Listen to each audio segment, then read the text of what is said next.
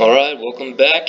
It is the month of May, and we all know what that means. The temperature is going to start increasing pretty quickly, and so we need to put this heat-related illness prevention training in front of you so that we're all aware of what could be coming our way.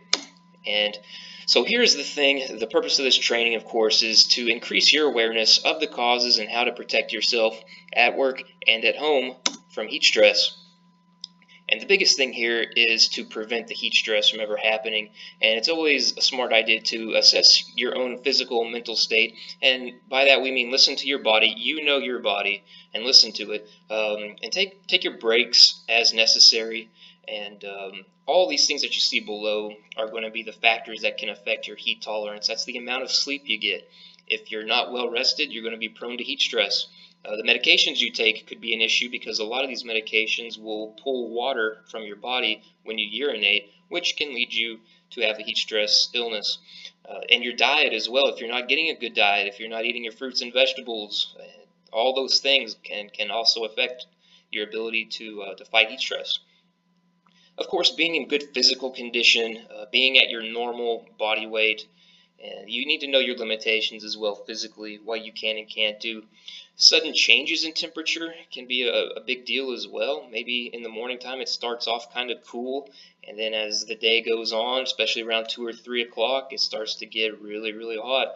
And the faster that temperature changes, the quicker that it hits you. Keep in mind, returning from vacation or medical leave, where maybe you were acclimated to the heat and then you took a week or two off and you were hanging out under the air conditioner, there's a good possibility you've lost your tolerance to the heat, and now you'll have to rebuild that tolerance. So it's always smart not to just jump right back into the hot work, 8, 10, 12-hour shifts until you've built yourself up a little bit. Keep in mind, over time, that builds the heat load. Of course, that also is going to work toward dehydrating your body the more hours that you put in. And it's always good to be proactive and cautious. I tell people don't wait, and we're talking about prevention on all this stuff.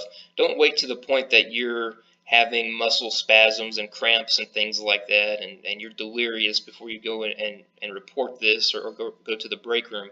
If you start feeling funny, the earlier you can detect those symptoms and get them addressed, the less likely you are to be seriously hurt. And I've seen people do this quite a bit, whether it's young people or new hires.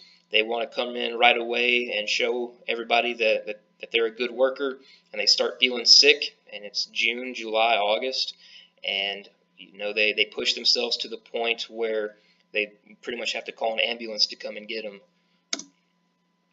So we need to keep in mind our work and rest cycles. And I've worked at plenty of places where in the hottest parts of the year, we'd have a maintenance team go down into a pit to clean oil and sludge out from a pit. They'd have to put on Tyvek suits and water boots, and they would have to go down there, and we'd let them work for 15 minutes, and then they'd come back out of the pit, and then they would go and rest under the air conditioner that we had set up for them. They'd get their Gatorade and their water, and while they're doing that, we've got our other team that would go in and then do that work in the pit, and they would swap in and out every 15 minutes. So that's a pretty smart way to do things, is alternating the light work and the heavy work. Also, it's a good idea if you're going to be doing heavy work to try to schedule that heavy work either early in the morning or later on in the day, but try to avoid that hottest part of the day, obviously. All right. So adequate nutrition, you don't want to be eating junk food during the hottest parts of the summer. It's always good to have your fruits and vegetables. I worked at a place several years ago during the hottest parts of the summer. They would bring in boxes of bananas and leave them out there in the break room so people could eat the bananas and get that nutrition part all squared away for them. And it's always good. You want to be resting during the high heat months.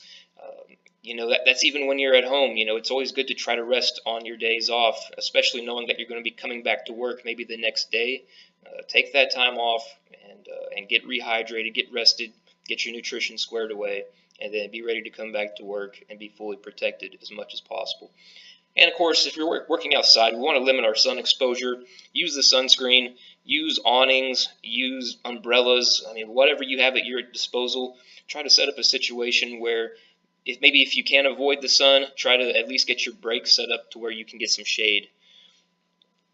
And of course, we want to limit our caffeine and alcohol intake because those things will, when you use the restroom, that pulls the water out of you and leaves you more vulnerable to heat stress. And one of these things that I kind of discourage is sometimes I'll go into a plant and go into their break room, and they'll have, those big old Monster energy drinks, things like that, that kind of fit into that caffeine category. And that's one of those things that, it's good that it keeps you alert and awake and all that throughout your shift. But the downside of that is during the hottest parts of the year, it's going to be dehydrating you. So you definitely want to at least alternate between your Monster energy drink and your water, just to kind of keep things level. So getting acclimatized to the heat, basically, it's going to take about a week. And for most people, it takes about a week to get acclimated to the heat. And it's always good to whenever you're bringing in new hires to the plant, maybe try to hire them during the cooler months of the year, and then as it starts to heat up, they will gradually get acclimated to the heat. And keep in mind, though, there's plenty of times where new hires will come in June, July, and August, the hottest parts of the year. It's not a good idea to just throw them right out on the floor for 8, 10, 12 hours. That's probably a little bit too much all at once for them. We want to try to bump them up gradually throughout the week so that they can get acclimated. Of course, you want to stay in good physical condition, exercise frequently. You want to wear loose-fitting clothing to prevent any chafing and things like that, and practice good hygiene because you are going to be getting sweaty, greasy, and grimy. You're going to be smelling funny if you're not taking care of yourself. People aren't going to want to be around you. So, but anyways, there's plenty of good hygiene procedures that you can use. And that just helps also to prevent things like infections, because I've seen situations where people have been cut maybe on their hand, and they went ahead, they didn't bandage it up or anything or put a Band-Aid on, that they put an old sweaty greasy glove back over that cut, and as they sweat, it started mixing with that grime and all that stuff, and then it led to an infection. So that's what we're talking about. Try to keep your clothes nice and clean. Keep yourself clean. So there are some prevention and implementation strategies that we can all use at all of our facilities, and that's of course to provide water and Gatorade stations throughout the plant or in the break room. And I've worked at some places in the past where they tried using these cool vests with the ice pack inserts, and it kind of got rid of the heat stress issue, but it also made their work clothing saturated and led to some other issues. So it kind of got rid of one problem but created another. Your mileage may vary. Popsicles, the Squincher popsicles, those are basically, how would you say, the Gatorade style popsicles. They've got the electrolytes in them, and those are always good. People like those. And of course, fans and air conditioners where practical and where available. Probably your break room at your facility is going to be air conditioned with water and vending machines, and fans are going to be used throughout the plant. And kind of depending on your location, you may have a swamp cooler or a cool mist fan available. These don't usually work in areas that stay hot and humid, but places that are kind of dry, the cool mist fans really do help in a lot of cases. And of course, heat-related illness training is conducted each and every year because it really is that important. I used to work at a place where a maintenance guy was wearing a Tyvek suit. He was in a tank cleaning off the inner walls with a pressure washer. It was getting hot, it was getting humid, and to top it off, he had on that Tyvek suit, and he actually he became confused, walked off site, and walked into town, the plant was right in town essentially, and then he fell over and unfortunately passed away. This stuff kills people every year, so don't take it, take this stuff, don't take it lightly. And just our 3 levels, our most minor thing is the heat rash. We'll look at a picture on the next slide of what that is, and then moving up to heat cramps, and then into heat exhaustion, and then onto heat stroke, which is the worst, which leads to fatalities. And that's your heat rash. If you notice that, the best way to handle that is just a first aid type of situation. So you want to wash with soap and water and gently pat dry with a clean towel. and then you want to leave that area exposed to the dry air, so you don't want to cover that back up. What happens there is your sweat glands get clogged up, and then that's where those pimples are coming from. So here we are, heat cramps. That's a sudden onset, and you can still have a normal pulse and all that, but that when you start feeling those heat cramps, you know you're already getting into that dangerous area of heat exhaustion and heat stroke. So stop what you're doing, go to the break room, get cooled off, get your hydration, and moving on to our heat exhaustion, moving up to another level. Do that same stuff, but you know, keep in mind you want to be looking out for your coworkers.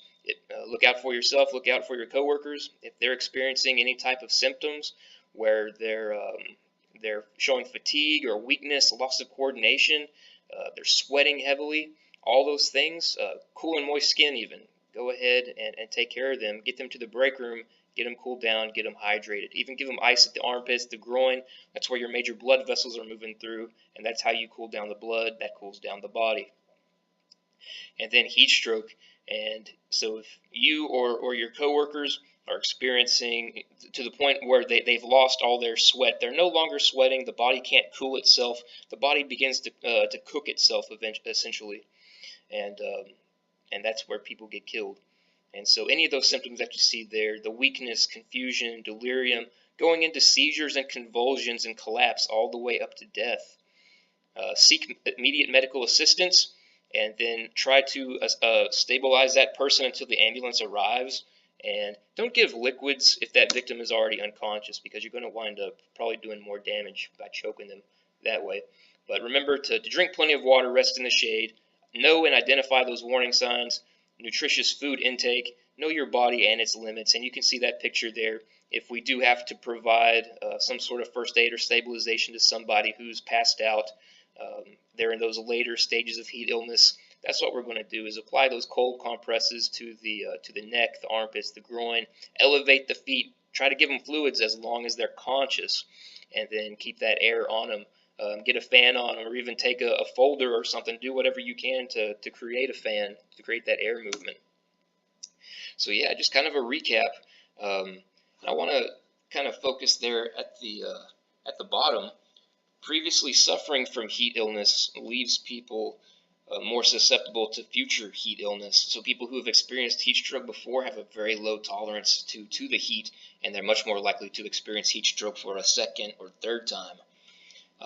So we talked about, you know, staying away from the alcohol, the energy drinks, and the caffeine, and the sodas, and the coffee.